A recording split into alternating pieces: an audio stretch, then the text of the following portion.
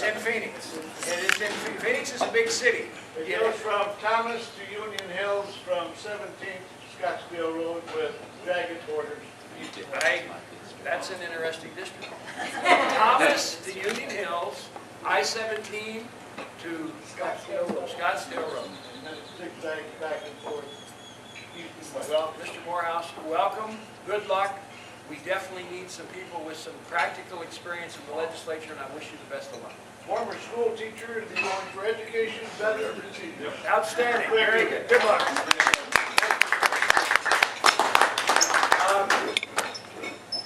We have had some interesting times. We have two opponents that have full package, and when you're running for elected office, that's always, there's two ways to run for office: unopposed or scared.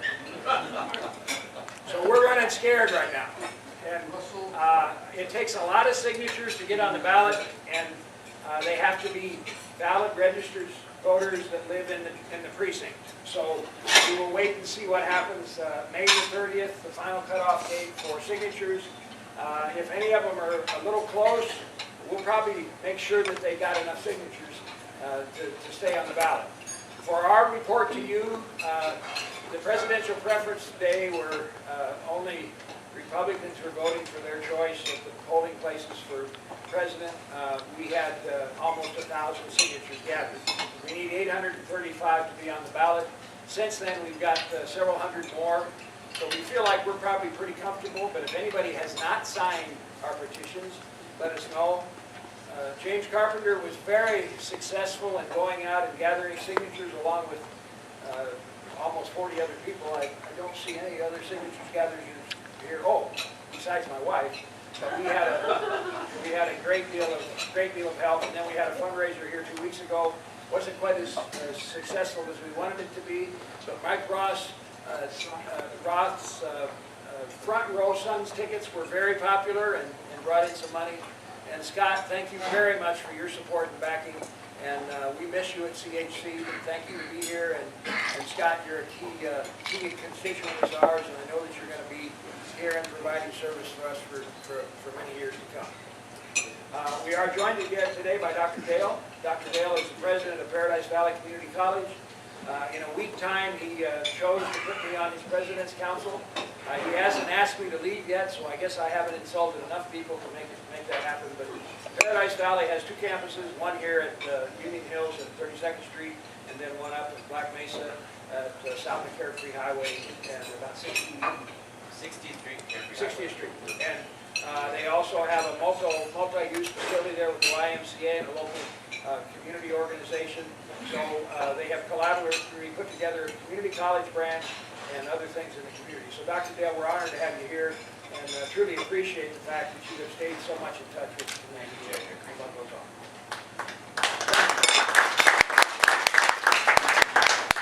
Folks, I don't want to slide anybody, but we have three very, very good speakers today. And one of the things about Phoenix and Arizona is our elected officials are accessible.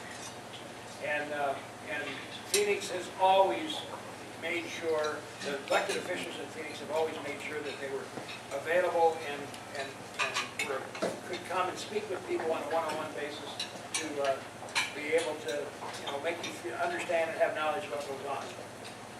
Our first speaker this morning is going to be Councilwoman Zelda Williams. She's in District 1, and we obviously have ladies first.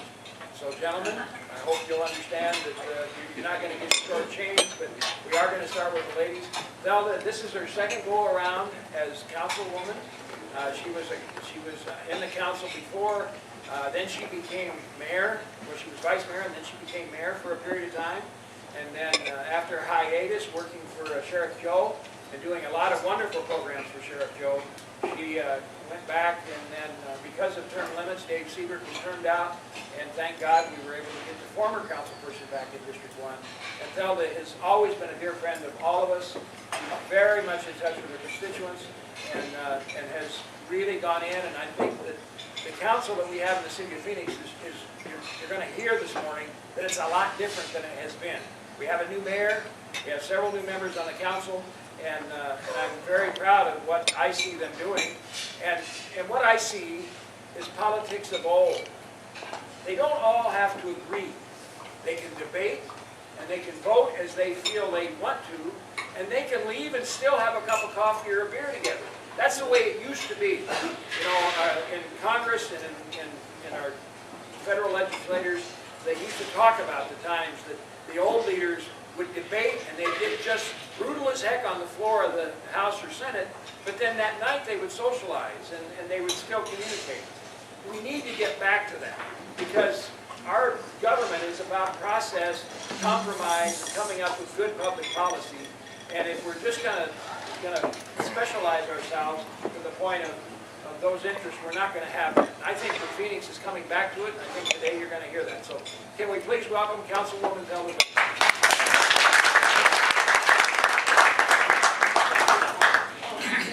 Thank you, Judge.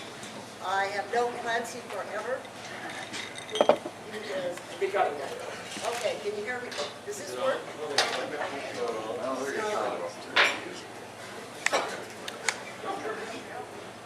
All right. I don't know, can you hear me yet? Yes. Okay, I'll try. I'm usually soft-spoken and carry a big stick. Maybe I shut it off. It's not working. Maybe I shut it off. Hello? Maybe the battery ran out, guys. We're going to have to go without the mic. All right, I'll try. Well, as Clancy said, is this a test? We can dance though. There we go. I took a hiatus from the council, and then when I returned in 2008, I was astounded at the changes that had occurred while I was gone. In that period, staff had been very much in control. Regulations had been piled on even higher. There was more red tape, and to me, the spending was totally out of control. And I was informed on the very first month that, don't worry, we have plenty of money. Well, within 6 months, they came back and said, oops, we got to cut 40 million. And within another 6 months, it had climbed to 100 million. And within a year and a half, it was 240 million that had to be cut from the budget. And it was the same old process. They would give us a list of what they recommended we cut, and that's all the information we got. And that upsets me. I felt very strongly that we ought to know what was in the budget. We ought to know, line by line, what every department is spending, how they allocate their money, how they allocate their staff, what programs they do, and where does the funding come from. So I began a quest to have a zero-based budget. Well, the first attempt they brought back to me was a conglomeration of every old thing they've been doing. It was messy, it was uninformative, I felt, hid a lot of information. I go back and I said, no, we've got to have a zero-based budget. And thank heavens, we had some other new council people that had been elected, come on board. And I had their support. Because when you have 2 or 3, 4, they know you're close to 5. 5's the magic number down there. That usually really changes their thinking patterns. And it did. Bill Gates had Innovation Committee, which I think he's going to talk about. But we really pushed through that committee that it was important that we knew every single department's expenditures. And I put through a simple flow chart. I said, I want to know exactly how many swords, how many civilians, what program. I want to know how much you spend on utilities, how much you spend on cars. Just like a regular spreadsheet you have in a business. And this fall, they presented the first budget, outlined everything. zero-based budget, that we can actually look at line by line, see where all their employees were allocated and where the funding was coming from. So it was our first opportunity to really see where the money was going. And we could make informed decisions where cuts needed to be made. And so they give us, here's where we are today, and we'll give you something for next year's budget.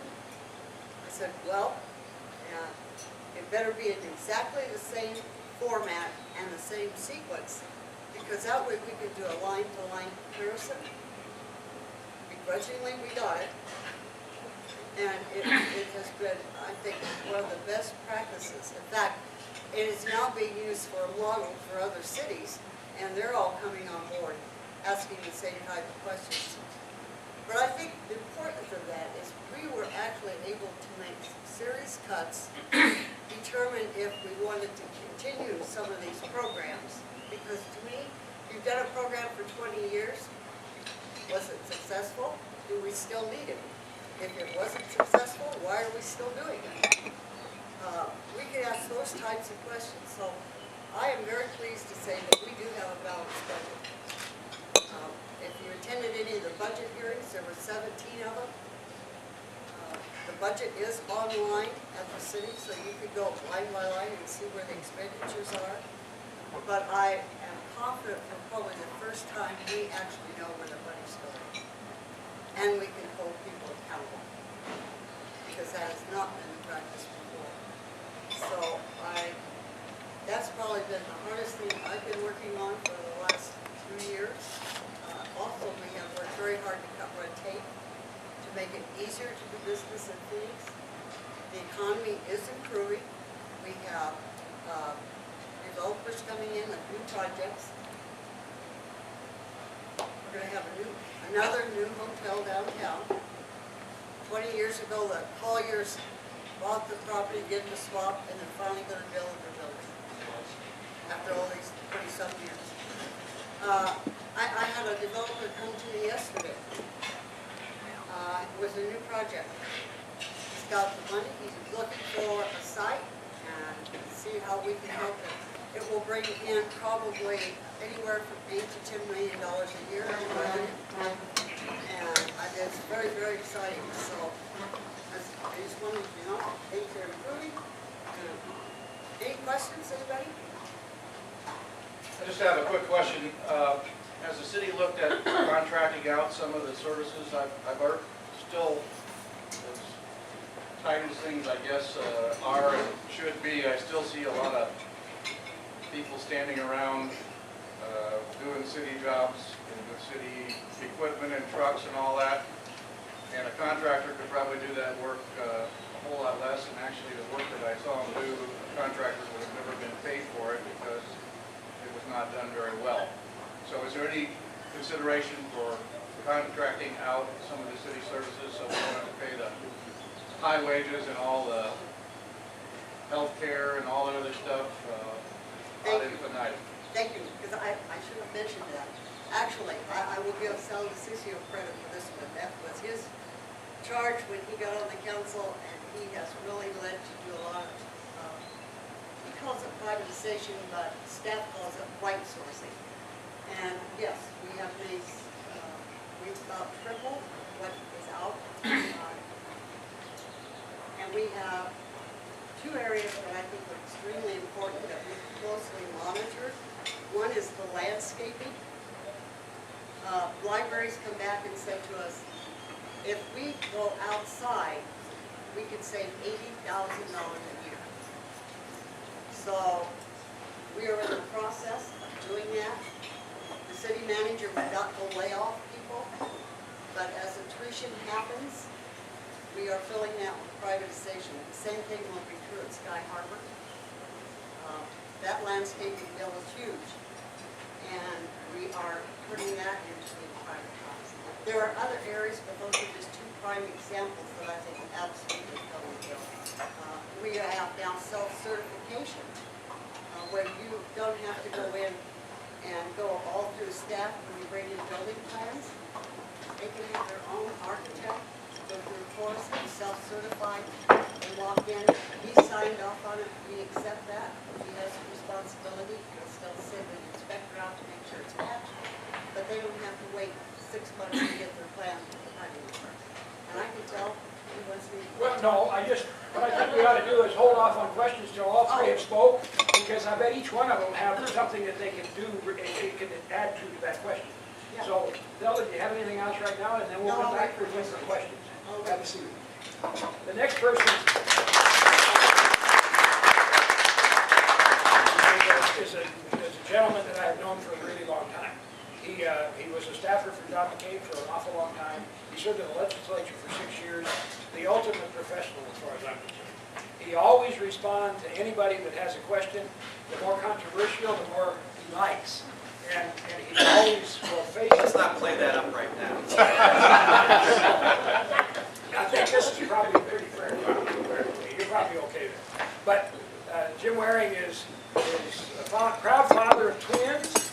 He has a beautiful wife that obviously he married up like the rest of us. But Jim is a very good friend. And the thing that I like about Jim is once he comes to a conclusion, he's willing and he can take the fight to the fire and explain his vote. And many times legislators don't do that. You know, they kind of get in the line and they stay and they can't explain their vote. Jim Waring has always been one that can explain his position, and he's brought fresh ideas and concept. And the thing that I noticed first from the press is somebody in some department in the city was going to buy recliners. And they were really expensive recliners. And in the past, I have watched policy get done because votes were taken based on recommendation of staff. That happened pretty regularly. I watched that happen in a lot of different things. Sometimes you'd see, you know, we're approving this based on staff's recommendation. Well, how come we have to have this when I wouldn't have a chair like this in my home? The end result of it was things changed. So I think that's kind of an example of the leadership that Jim Waring brings to the table, and I think it's very professional, and we're blessed to have him this morning. So councilperson for District 2 is Councilman Jim Waring. Just welcome him. He's right. It was about twice what I paid for my own recliner. So I was we never did buy him, by the way, so that was one small victory. Thank you, Clancy. I've known Clancy so long, I actually knew his son, Jimmy, long before I knew him years back. And the last time I saw Jimmy here, I didn't even recognize him because he had lost so much weight. I'm like, who is this guy? And then he's like, it's me, Jimmy. So I've known Clancy a long time, and his beautiful bride, and we've had a wonderful relationship, and I appreciate him having me here. He did mention I've got the 2-year-old twins. I was sort of reflecting on that a second ago. Some of you probably saw me fiddling with my water glass. I was moving it away from the edge of the bar. Some parents here, I can tell, yeah, you have to move everything back in, or they grab it, they're tall. I don't know where they get that from, but so a lot of stuff winds up on the floor, broken, or what have you. So I got out of the house this morning and got over here, and I'm happy to do it, and I'm really happy to have the opportunity. I guess I would consider myself an accidental Phoenix City Councilman. I had served in the state senate for 7 years and thought I was retired with the kids and all. I had very much enjoyed my service. I'm very glad Clancy touched on something. I had, at least from my perspective, I don't know what they said about me when I wasn't around, but I had very good relations with my colleagues. It has pained me to see, I know people always talk about the good old days and so forth, but I can tell you even as recently as a few years ago, I exchanged notes with the Democrats. We went out, maybe not for beers and stuff, but we went out to lunch, that kind of thing. We just had a cordial relationship, and then we go out and fight, and then we come back. I am told by, not quite as long tenured as Councilwoman Williams, but my colleague Councilman DeCiccio and I have talked about this. He said relations have never been better on the Phoenix City Council, even though we've had a lot more contentious votes, like the labor contracts that I think Delta touched on, that just came up. You may have read about it in the paper again today. Those are 5-4 votes, and something Clancy used to touched on. You know, it used to sort of be the staff recommended something, and everybody just sort of rubber stamped it. And I'll get to that in a second. But the reason I say I'm an accidental council member, and the reason that I'm on the city council is all because of Bill Gates. So if you're not happy that I'm there, you can blame him and ask him snippy questions when he gets up and talks about it. But he and I are old friends even longer than myself and Clancy. We go way back before either of us were in politics. But Peggy Neely resigned, for those of you who are familiar with the city, to run for mayor. She was in the middle of her term, so she had to resign. They appointed a replacement. Very nice fella, runs the firefighter union as a firefighter over in Mesa. Like him very much personally, but I thought for this district, a little more conservative, I thought, than he was and so forth. Bill pointed that out. He said, I really think you need to get in there. Frankly, part of the reason I got into it was, as this is a taxpayer myself, people forget elected officials are also taxpayers. I hadn't been happy with a lot of the things I'd seen from the city of Phoenix. When I was a state senator, frankly, I had lots of comments from citizens. There was one time I remember sitting in my office thinking, you know, I'm getting more complaints about the city of Phoenix, literally, I don't know if it was literally true, I didn't count it up, but it sure felt true to me than I am about the state of Arizona. And I'm not in any way claiming the state runs perfectly, by the way, but the state is much bigger, the Senate districts are much bigger. It was something I had noticed, and at the time I thought, you know, maybe someday, maybe I just get into that and try to help right the ship a little bit, as I see it anyway. And so when Bill said that, I said, there's absolutely no way I'm going to run. My wife would poison my food. If she heard you suggest it, she would poison your food. So I actually mentioned something similar to that to Councilman Shattuck. I said, you know, he said something like, oh, you should run for something again someday. And I said, do you want my wife to poison your food? Didn't miss a beat and said, oh, did your wife say stuff like that too? So I guess it's not just me. So, but in any case, after 6 months proving I'm a politician, proving I'm flexible, I guess, despite what Clancy said, I did change my mind and I ran. So if you're wondering, where did this guy come from? I hadn't heard about him a year ago. We were actually 3 councilmen later, because we had Neely, Jeffries, and myself all in a period of about 6 months. I won the election in August. I won outright. You have to give 50% to win outright in August, and I did that in a 3-person field. So I've been there, actually, even though I'm new, I didn't start in January. I started last August. And I was really pleased to find that I could make a difference, I thought, right away. One of the things I had worked on when I was in the state senate was issues related to the city, obviously, but I was irked that they had raised, you all get a water bill, I'm sure, and if you look at the water bill, it's not all about water. There are different things on there, sewer, and there's something called the jail tax. They had doubled the jail tax a couple years prior when the budget was bad. They blamed the state, but I didn't feel the numbers justified that. So last fall, with the help of Councilwoman Williams and the help of Councilman Gates, we went in there, we cut that back. And I asked the city manager, who's been working for the city, I think 28, 29 years, something like that, when was the last time the water bill, and I'm calling it the water bill again, this was the jail tax portion, but everybody pretty much refers to it as a water bill. I think you all know what I'm talking about. I said, when was the last time it went down? He thought about it, and he said, I don't think it's ever gone down. I said, well, progress, right away. I was happy. So $7.5 million of taxpayer savings there. That was a little bugaboo for me. The staff was adamantly against it. As Clancy suggested, they fought me tooth and nail, which is a little odd for me as an elected official because, of course, we're elected, our names are on the signs, we have to come out here and be responsive, and they're not. It is a cultural thing. It wasn't that way at the state. At the state, you know, they would work with you and offer suggestions to try to get, even if voters don't like what you're doing, they can vote you out. But the staff didn't see it as their job to sort of steer the ship this way or that. There was talk about the budget and how well it was doing. Every dollar was spent and so forth until all of a sudden there was almost a $300 million hole. So they filled it with a food tax. I understand the reasoning behind it, but still, looking at our budget, we've got a budget that I think this year is going to spend $3.4 million on public information officers. I think there are 27 of them, plus their benefits and everything. We're spending about $2 million plus. We have a federal contract that's going to be out right now, so it's hard to say exactly. But about $2 million plus on lobbyists. Those aren't police officers, those aren't firefighters. I think that's wrong, and that's one of the reasons I look at the budget and I say we still got the food tax. We just gave almost half the $50 million food tax in salary raises to employees. You may have heard about that. I think it might have been in the paper today, but we just did the police, what's called an MOU, Memorandum of Understanding with the union. Again, you're giving raises, but you're not giving a break to the taxpayers who are providing the money for the raises with a special tax that's going to go away in a few years. We're also spending right up to our limits. I've been a little frustrated seeing that we're budgeting a little bit for a rainy day, but it is a little bit. At the state, they're trying to do a lot more, and I think given what we've seen with the economy the last few years, we may be out of the woods, but we may not, and I think we should be more fiscally prudent. So I have talked to the city manager about this. He knows my thoughts. You know, we're basically saying we have a balanced budget, and that's true, minus $50 million, because in 3 years, that won't be there. At the longest, that's not going to be there, hopefully. Hopefully nobody will extend the food tax. And we're still projecting 3 years out that we're still going to be pretty much right on the number. It's like, I think we're going to have a surplus theoretically of $17 million, and as any of you have ever dealt with the economy, which is of course all of you, know, what predicting what the economy is going to be doing 3 years out, if you knew what's going to happen 3 years out with the economy, you wouldn't be sitting here wasting your time talking to me. You'd be out investing and then buying an island in the Bahamas or something, because it's not that easy. So we're not giving ourselves a lot of wiggle room. That's a source of frustration for me. I think we should eliminate the food tax, do away with the salary increases, do what Councilman Gates has been doing so effectively so far with his innovation committee, finding ways to save money, because he has found a lot of savings. I think it was $6 million just in the water department last year. Well, wait a minute. He found $6 million without a tremendous amount of effort, and we're not convinced that that's the end of it. How come he could do that so easily? How come nobody did that before?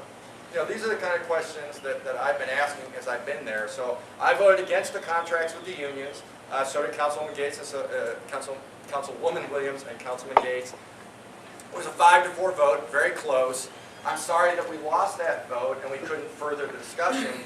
But I am glad that at least we're having a discussion, because that's, as Clancy suggested, that's not the way. Sorry, Your Excellency. I apologize, Clancy. What am I thinking? Judge, royalty. But is it a lifetime appointment? No, you're talking about election. All right, not a federal election. But real royalty there. But no, I mean, all kidding aside, it used to be these things got a little bit rubber stamped, and I'm glad to see with the help of my colleagues here, we're trying to change that, and at least they know they better make a convincing argument. Yesterday, or no, 2 days ago, Wednesday was our meeting, they were going to spend $16,000 on banners at the airport to highlight the fact that it's Arizona's centennial. Well, first, the centennial was actually February 14th, so they're a few months late. I don't know. They knew this was coming for 100 years, so I'm not sure why it took. They were a little late with the banners.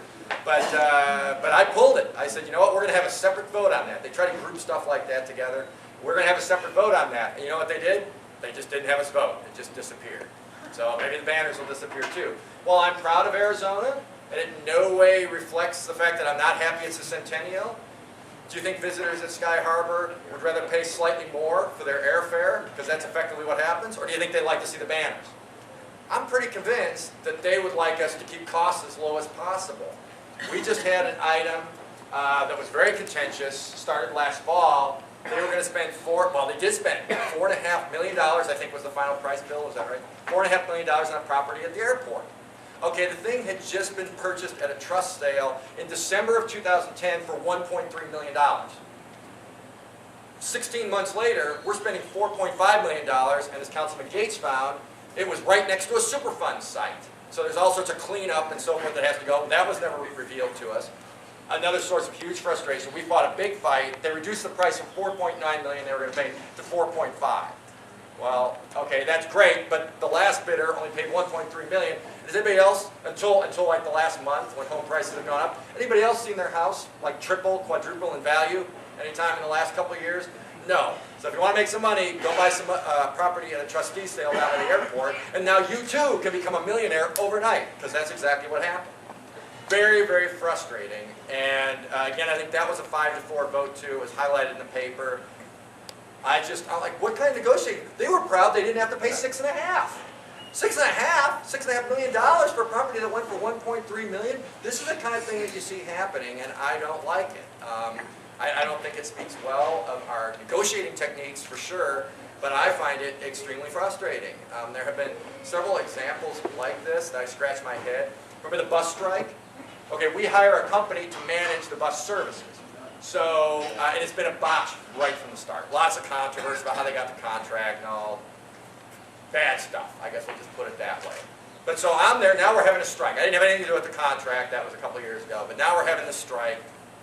And the company has not been happy with their contract. They say they're providing excellent service. They run bus companies, they're a French company, they run bus services, I think, really all around the world. But they didn't like their contract. They're not meeting the criteria that we set. You have to be on time, I'm just making up these figures, but 95% of the time, the buses have to be so clean. If you get so many complaints, you get dinged. I don't know why we just don't call him fines. Bill's a lawyer, maybe he can explain. but they're called, what were they called again? Liquidated damages. Liquidated damages. Can't call them fines, but they're liquidated damages, which are really fines. So for my purposes, I'll say they're fine. And they've racked up a lot of fines for not getting the kind of service that you require and we're requiring of somebody who's running our bus company. It all is, again, a reflection on us. So they go on strike and they said, I'll tell you what we're going to do.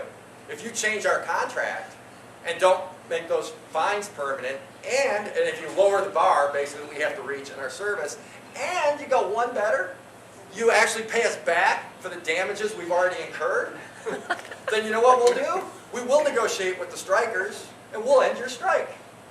And Mayor Stanton said, great, sign me up. And so that passed over my strong objections. We paid the bus company $750,000. We wrote them a check.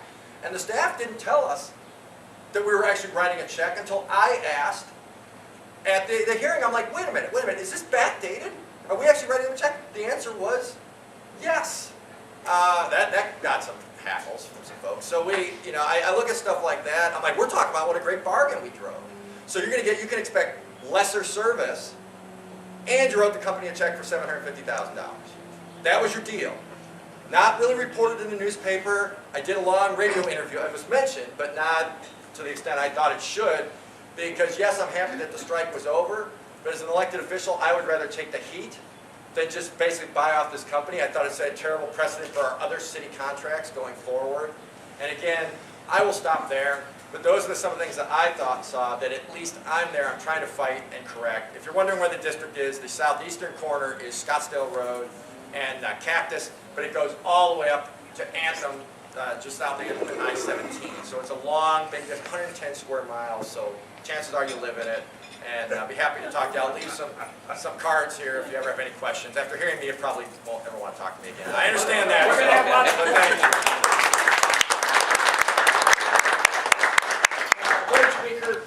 Thank you. Is a dear friend.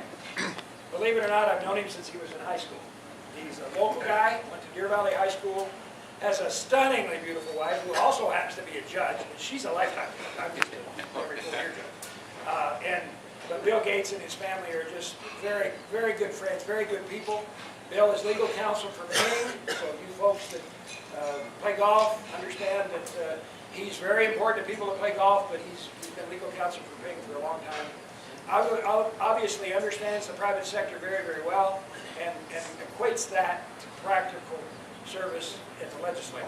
And he's doing a project at 32nd Street now that is kind of rejuvenating a kind of an old static neighborhood with innovative ideas. And when you got a name like Bill Gates, you got a pretty good name ID, I would say. So Bill is a blessing for us. He's worked on many things. He was out gathering signatures for us 4 years ago. I just consider Bill a dear friend, and Pam, his wife, is a blessing. So, Bill, thank you. Come on up, and let's welcome Bill Gates.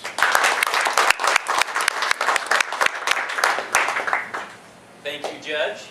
It's a real honor to be here today, and Judge, I can't thank you and Kathleen enough for your friendship over the years. I remember Clancy used to be my representative in the state legislature, and I have 2 girls who are 11 and 8, but they were a lot younger at that time. And Clancy down there at the legislature had the pictures of my 2 girls down there, and he said he put them there to remind him of what was important and why he was down there and what he was fighting for down at the state legislature. So Clancy, thanks for all your service. As well, Councilwoman Williams, thanks for all your service on the City Council. It's been a real pleasure and honor to serve with you so far. Everything that, and I know it will continue to be so. I thank you for your leadership on this zero-based budget. I know you were kind of a lone wolf when you started on this. People said, Thelda talked about zero-based budget, and others, like Councilman Waring and I, we joined and said, we need to do this. And they said, oh, we kind of tried to do this before, and well, Thelda was the only one who looked at it. Well, thank you for looking at it, and it inspired all of us, and now we have this zero-based budget. And so you can all go online and actually see what we're spending money on for the first time ever. And so I thank you for your leadership there. And Councilman Waring, we have been friends for many years, and you can see, I hope, I know I certainly can, why I fought to get this guy on the council. He is changing things down there. He's changing the tone. He's making a difference, and he's doing it for the right reasons. And so it's truly an inspiration for me to get to serve with these two folks every single day. People have talked about the Innovation and Efficiency Subcommittee, and I've been chairing that for the last couple of years. And working both with, we've set up a task force, so we have members of the private sector, and we have city employees who are working together on this task force. And through our efforts, we've been able to identify 40 million in innovation and efficiencies, 40 million that we're saving, and that's on an annual basis. So every year, that means we're either having more services that we're able to provide because of this, or we're not having to raise your taxes any more than we already have. And, you know, unfortunately, there have been some tax hikes, but because of this committee and the efforts that have been made, we're saving a lot of money for a lot of taxpayer money. Some of the ways that we've done that, one is through consolidating departments. We consolidated planning and development services. We consolidated the engineering department and public works. So that saved a lot of money. Also, we have the smallest, I don't think it's small enough yet, but we have the smallest government at the city of Phoenix per capita in 40 years. We've shed 2,500 positions in city government since the high point a few years ago. Another thing that we've done, and for those of you who live in the city of Phoenix, you're going to see this in action soon. You know how you have to roll that green can out one day, then you have to roll the recycle can out on another day? Starting this summer, you're going to do that all on one day. So just one day, you'll roll both of those cans out. So it's going to be easier for you. Plus, it's going to save about $1.3 million in taxpayer dollars. Another thing that we're doing is actually trying to generate revenue. And one of the programs that we have is the discount pharmacy card program. Anyone here heard about that? We have in the city of Phoenix. So the way that that works is you can go get this pharmacy card. You can pick it up at libraries, senior centers, you can pick it up at Walgreens. And if you use this card, you go in and you use it, you save money on your RX. But in addition, the city of Phoenix gets a little bit of money on every single script that is written. So we've been able to generate thousands of dollars in revenue to the city of Phoenix. Another thing that we're doing, so that's a lot of the savings that we're talking about, but also there's the innovation piece of it. We're pushing hard on it, and I want to thank Councilwoman Williams, who served on that subcommittee with me for 2 years and pushed through a lot of these changes. But also we want to become more innovative, push the envelope. We should be the most innovative level of government in the entire country. You know, one of the things that we want to do is smartphones. So many people have these smartphones in their hands now. Let's use these to the advantage of people and to make life easier. For example, why shouldn't we be able to just take our library cards and our driver's license, basically scan it onto our smartphone, and then we can just use that right there as we move around in the city. Get rid of all that plastic. Those are just some of the things that we're doing on that committee. So it's very exciting. And one of the best things about this is that so many of these ideas for saving money, they've come directly from the employees. They know their jobs. They know how to do things better, and they've stepped up to save taxpayer dollars. So I'm very much appreciative of it. Also, the judge was talking about our efforts on 32nd Street. So the area that I represent includes the 32nd Street corridor from down on the 51, just south of Shea, all the way up to Greenway. And then Councilman Waring represents the area up there on 32nd Street, in fact, all the way up to Paradise Valley Community College and beyond. So Councilman Waring and I have been working together because what happened, probably a lot of you remember before the 51 went in, a lot of people used to drive on 32nd Street. There was a lot of traffic, and those businesses were really booming. Well, when the 51 came in, it created great places like Desert Ridge. And we love Desert Ridge, and this is great. But the problem is, a lot of the people who live in that community down where I'm at, they just hop on the 51, they pass all the local businesses there, they pass up 32nd Street, and they come up in this area. So we want to re-engineer and revision 32nd Street. And so we've had some successes already. For example, you may have read about a new entity that we have there on 32nd Street called The Rock. And it's a partnership between Genesis Church and actually the Solid Rock Foundation, which is headed up by Alice Cooper. So we had a strip mall there at 32nd Street and Thunderbird that's been vacant for years.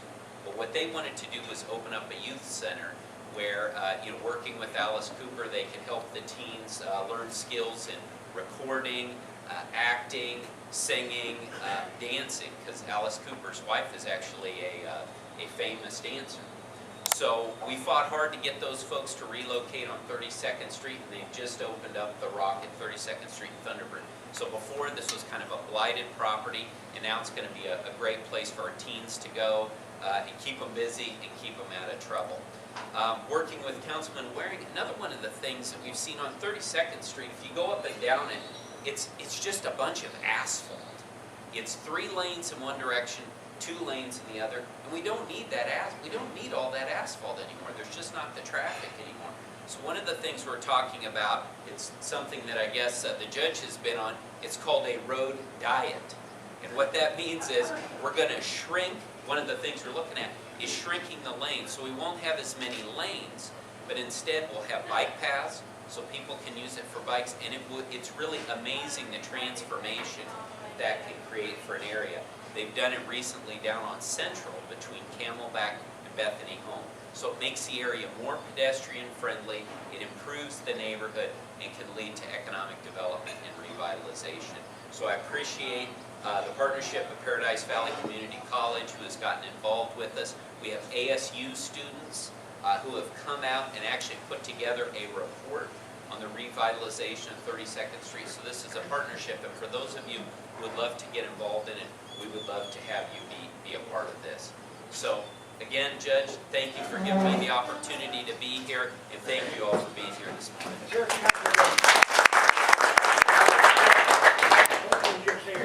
We have questions now, and we take a couple. We're getting close on time, but I don't want to cut anybody off, and I want to make sure, did any of you have any other ideas that you wanted to express regarding the question that Zelda asked on labor and privatization?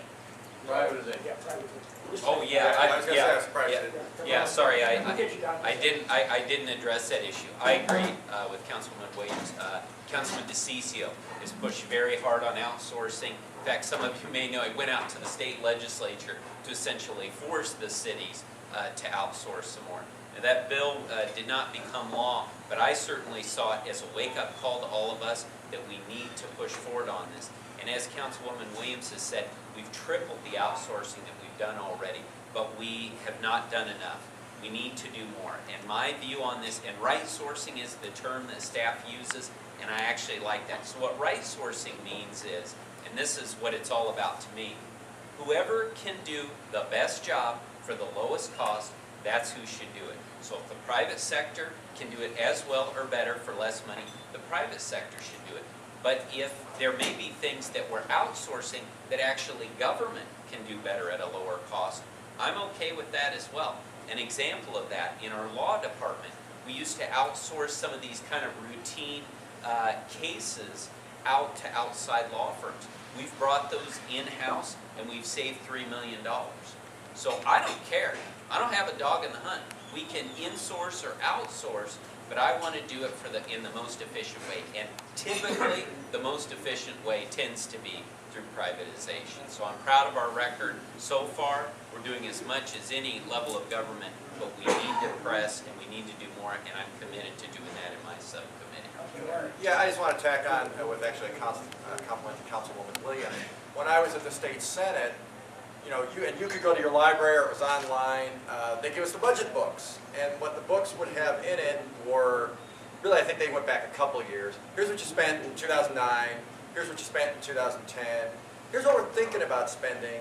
Well, the budget year would be over, so it's sort of approximately for 2010. And then here's what we're talking about doing for 2011. Here's how many people work there. Here's kind of the subsets of what they do in this department.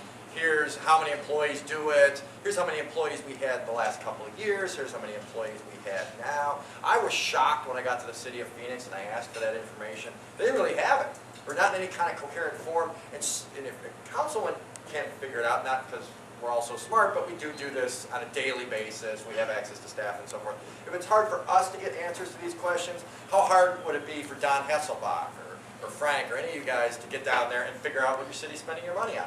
Extremely hard. I found that objectionable.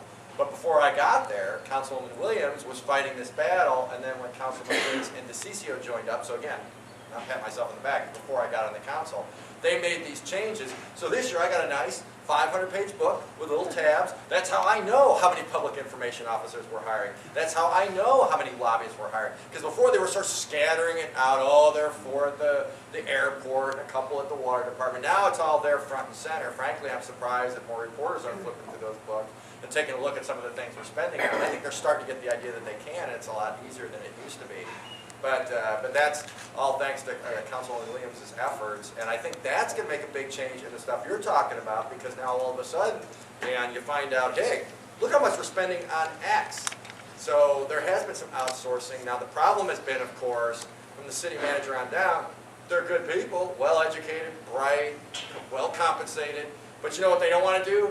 They don't want to give up their little fiefdoms. They don't want to give up their empires. So we have to force that issue, but in order to force that issue, you got to get 5 votes. And on this council, outside of the 3 of us and Councilman DeCiccio, it's harder to do that, to sort of shrink government. That's not really the way the council leans. However, successes have been made, thanks to Bill and Belda and a couple others, and so we are at least forcing the issue. You now have to explain, it's not just, it doesn't just happen anymore. You now have to explain why we're not going to make what should be obvious changes, which to you and me would probably seem obvious. So, but some of that stuff is happening, and we're excited. So, Yeah, okay. First of all, I wouldn't have missed this breakfast for the world. 3 of my favorite people are here speaking. The only one that's missing is Sal DeCiccio. Again, you guys have all done a great job. You really question things. I've been on several boards and commissions. In fact, I've had, like Peggy Neely has put me on some boards purposely because she knows I've been a private investigator and how to dig into stuff. And so what you're talking about, the stonewalling by staff, just totally amazes me. Like you say, it didn't happen at the state. It doesn't even happen at the county like it happens to the state knew they could get fired. We can't do that at this. I mean, I think it comes down to something as But simple it's as a that. cultural thing. Yeah. But the thing that has got me the most over the years, and maybe you see a lot more than I do, so maybe I've just seen some bad examples. I have been incredibly frustrated over the years by how the staff response to every questioning of something is, oh, well, we'll ask legal counsel, we'll ask the city lawyers, the city attorneys. What a bunch of shills. They absolutely are a bunch of shills. They always come in and rubber stamp everything the staff has said. And yet they act, oh, well, we'll ask the legal experts to come in and give us a legal opinion, but they always agree with staff, no matter how outrageous the decision. Have you found this? Can I give an explanation from my own personal experience? So there's a bill at the state legislature. It's up with the governor right now. Consolidate elections. Okay, when I was at the legislature, Phoenix had too many lobbyists. I knew I couldn't win that fight. Isn't that sad that a representative of 200,000 plus people felt like there were too many lobbyists, they're going to outgun me, they're going to spend too much money between the city and the League of Cities and Towns. But the smaller cities, like Scottsdale, still not a smaller city, and Gilbert and stuff, we changed the election dates. They were doing them in the spring. I think they were doing it March and May, for example, in Scottsdale, and they were getting 31% turnout. Okay? I tacked on an amendment to a bill, governor signed it, went into law. You know what turnout they got in 2008? 85.5%. So for all the folderol in the cities about we want people to vote, no they don't. They like the smaller turnouts, easier to control, very heavily populated by city employees and the unions controlling, and so they can win these elections. They don't want to change. Right now there's a bill at the governor's office to change the city elections. Now I'm going to tell you the back end of the story first. Their argument is, oh, the state shouldn't be forcing us to change and it violates the city charter. What they don't tell you is that we're already violating the city charter anyway, we're still not doing the dates of the elections at the same time we're supposed to be based on the city charter. I found that amusing. But I asked that question in a public hearing of our attorney, and they said, oh, they kind of deflected it to the attorney, just like Don's talking about. Oh, that's not for the city clerk who runs the elections. We shouldn't even be running our elections, the county should, so you don't have to vote 2 different places, but that's another story. So we should have the city attorney answer. So the city attorney answered my question, and then said, you can't tell anybody. Attorney-client privilege. I'm like, wait a minute, the whole point I asked the question was so I could go to the governor ultimately and say, look, this argument that the city lobbyists, I'm fighting my own lobbyists, by the way. So our lobbyist is down lobbying against this bill, but me, the elected official, I mean, is outgunned. I mean, that's a whole other story too, but it's a little irritating. So I can show her this, no, you can't do that. The whole council would have to vote on it. And of course, they like the elections the way it is, so that's not going to change, or at least the majority of them are. Isn't that amazing? I mean, they passed that off intentionally to the attorney, and then I couldn't. No, I can still talk about that. They're facts. They're not, it's not stuff going forward, our legal strategy or anything. So I can still talk about the facts, but I could never show anybody the memo, and now Goldwater Institute suing for the memo and so forth. But it's a ridiculous policy, and you are absolutely right, and that is one egregious example that I've found. Can I get your responses? Well, since I've been an in-house lawyer for 11 years, that doesn't do much to me. I'm not intimidated by that, and I sit and I talk with the city attorney, and you know, in the end, there's legal advice. I mean, that's what it's advice. The lawyers don't make decisions. They only advise the policymakers on what to do. So Yeah, but to hide they act behind- like it's coming down from Mount Yeah, Sinai. but to hide behind that is weak. You need to say, if you believe, if your recommendation to us is X, you need to stand behind it. It's for these reasons. But hiding behind the lawyers is not an effective approach. What I found interesting is the fact that we will hear from our legal department in the executive section one thing. When we get to a meeting and we ask that same question, he will dance all over and not give us a definitive answer. And he says, well, I will tell you in private, but I'm not going to play politics in the meetings. Do Oh, we what outsource good the is it? city attorneys? There's a discussion about that. Well, here's a good example. So you're all familiar with City North and the controversy about that contract and so forth. I wanted to undo it. So we had a vote to go back and look at that. It might be too complicated. It might actually be more costly for us to undo it than it would be just to let things sit, which right now is not costing us anything because they're so far away from meeting the mark they have to meet. But so I asked, I said, go through the contract with me. So our legal team did, and the people who negotiated this contract. And I'll be darned, they said, oh yeah, if they don't meet the mark by, I think it was 2019, they had 11 years from the vote, so it was either, they weren't sure, so that made me nervous, but it was either 2018 or 2019, depending on what you wanted to count. I was like, okay. Reporter said, I don't think that's true. So I went back and asked, oh yeah, that night I got an email saying, oh, you know what, it's not, it goes forever. Like forever? Forever, you mean in 2060, if they finally build 1.2 million square feet, some city councilman who's never heard of me, I mean, I didn't vote for the thing, I wasn't there, I don't think any of us were there. So he's never heard of the three of us, much less our predecessors, is going to go, we're paying who for what now? What parking structure? Where? I mean, they're not going to believe it. And they didn't have the foggiest notion that that was true. And I can tell you, I talked to one former mayor who said, I didn't know that either.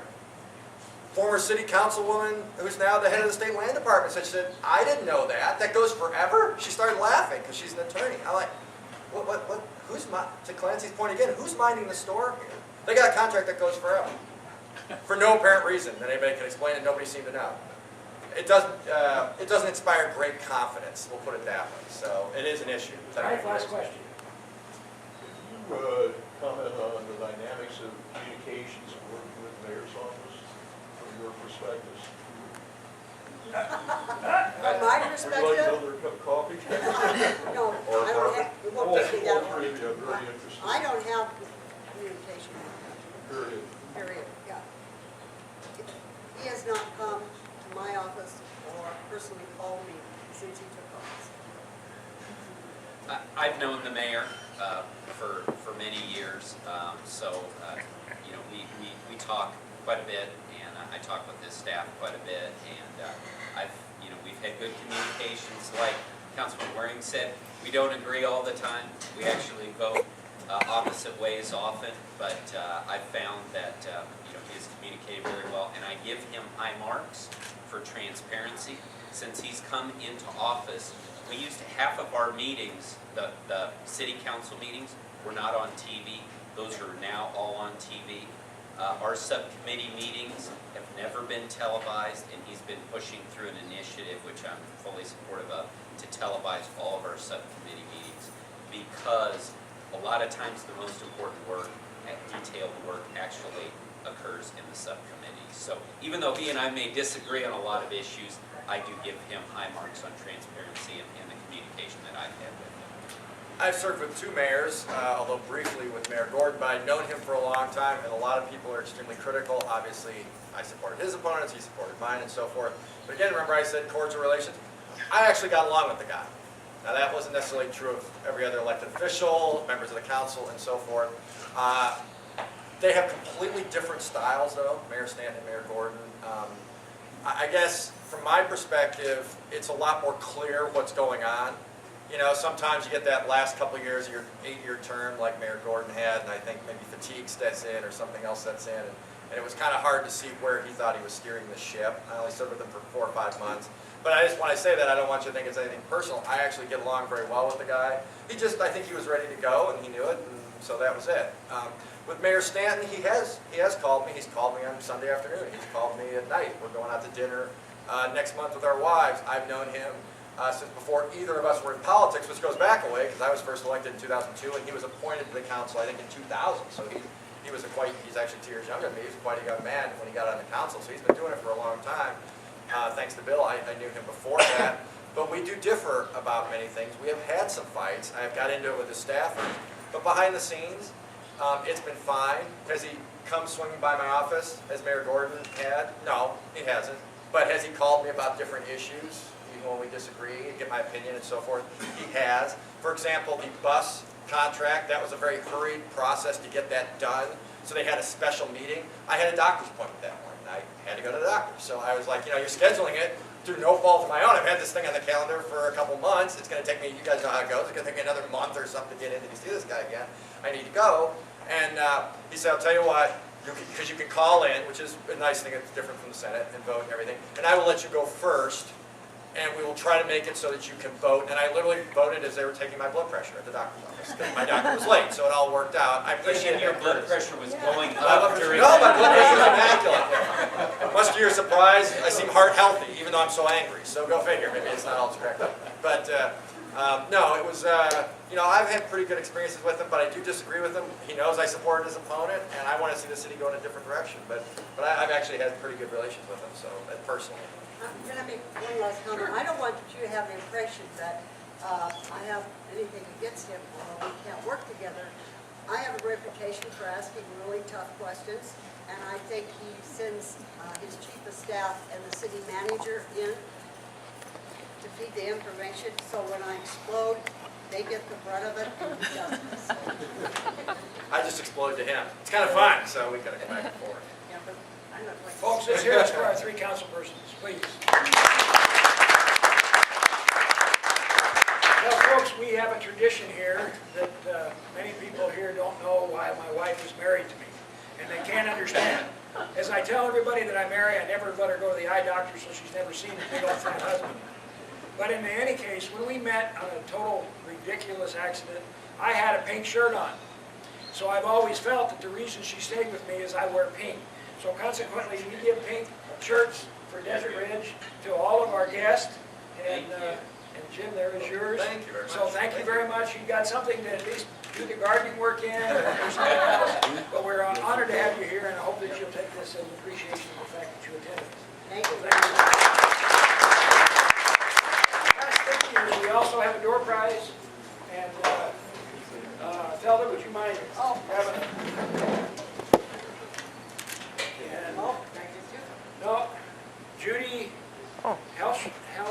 yeah, Judy. How do you say your last name? Holscher. Holscher. Judy, here is a pair of Diamondback tickets.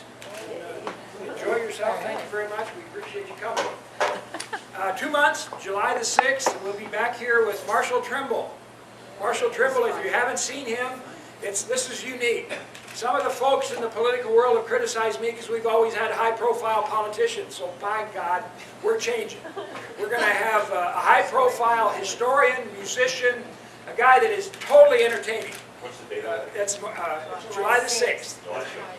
July the 6th. It is 4th of July weekend, so I know that's kind of an issue, but we still would love to have you come. We need to have some more people next time, but July the 6th, Marshall Trimble, in September, you're probably going to hear from the judge. September should be after, hopefully, a successful August election, and we'll be able to talk about things. The last thing that has happened in the last in just very few days, is this freshman new judge, 3-year-old judge, is now the presider of Maricopa County Courts. That's a position that I assume because Lester Pierce resigned to run for the Board of Supervisors. So I have a lot of keepers. Steve Ransbacher is one of our training people. Our executive director of the Maricopa County Courts is Marty Vance. And we also are blessed with the intermediary between Superior Court and the Justice Courts, Karen Westover. And they're all here today. And it takes all of them to keep me out of trouble. But it's an honor to get to serve in this. If the judges think I'm doing a good enough job, we'll have nominations for the next term in May and the election in June. So we will see how that election turns out. But it's an honor to get to do this. I mean, no longer than I've been a judge, to end up being presider for one of the largest counties in the country is kind of unique. We currently have 25 courts. We're going to have 26 courts. It's 26th court in this next year after this election. It took 10 years to get the expansion of the justice courts to 2 expansion courts, mine and the Highland Court. It took us a few months to convince the Board of Supervisors and the election officials that we needed a 26th court. That was kind of a big deal because there was a lot of betting going on within the county that there's no way in hell they're going to create a new court. And so I guess maybe I get a little credit for that, and we'll see if the judges are happy about that or not. But in any case, I'm proud of where we get to go with the experience that I have gained from all of these people that we have had speak today and in previous times. I hope we are taking that to a leadership level that brings everybody together. I think we've had less confrontation within the justice courts, judges than we've had in the past, and I hope to be able to move that ahead and move ahead to be sensitive to the private sector and also take an increasing caseload. Our caseload is continuing to grow, and consequently we have to improve our efficiencies to be more efficient and not have to add staff because our staff has stayed pretty stagnant. And it's fun to be there. Guys, thank you for your support. Remember, if you haven't signed the petition, sign. And I thank you guys for everybody being here. We'll see you very soon. And oh, CHC gave us a bunch of handcuff key rings. Please take these, give them to your grandkids. You know, you can go home and, you know, get They locked have up. a key, they really work, the handcuffs really work, they're just fine. Thank you very much. Have a safe day. Yeah, exactly.